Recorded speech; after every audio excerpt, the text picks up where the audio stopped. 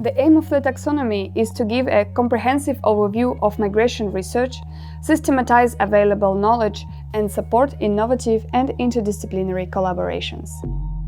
The taxonomy consists of 4 branches: topics, methods, disciplines, and geographies. You can see the full list here. The taxonomy is translated into several other languages. You can choose your preferred language here. Let me show you an example.